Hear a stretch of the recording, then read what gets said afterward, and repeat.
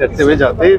Blood pressure के हवाले से सर बस एक जुमला कि सर ब्लड प्रेशर की तशखीस के हवाले से। देखिए, ब्लड प्रेशर इस वक्त पाकिस्तान में नंबर 1 किलर है। 2 लाख से ज़्यादा अमवात ब्लड प्रेशर से होती है।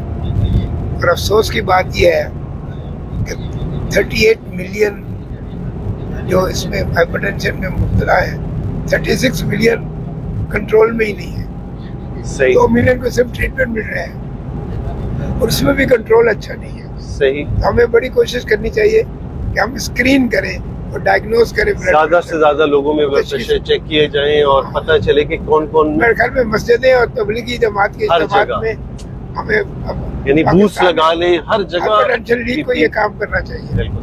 थैंक यू सर, बहुत शुक्रिया सर। जो लोग ब्लड प्रेशर के मरीज हैं, आपके ख्याल में वो मुनासिब तरीके से अपना इलाज करवा रहे हैं? देखिए, ब्लड प्रेशर है साइलेंट किलर, यानी खामोश कातिल, जिसकी वजह से बहुत सारे ब्लड प्रेशर के मरीज जो हैं वो ये समझते हैं कि वो बीमार नहीं हैं और उन्हें दवा की ज़रूरत नहीं है, और वो सिर्फ तकलीफ़ के दौरान ब्लड प्रेशर चेक करते हैं और दवा लेते हैं। ये सबसे ख़तरनाक चीज़ है। सही। क्योंकि ब्लड प्रेशर की दवा जब हम देते हैं तो आज या कल के लिए नहीं देते, बल्कि आने वाले सालों के लिए देते हैं। सही।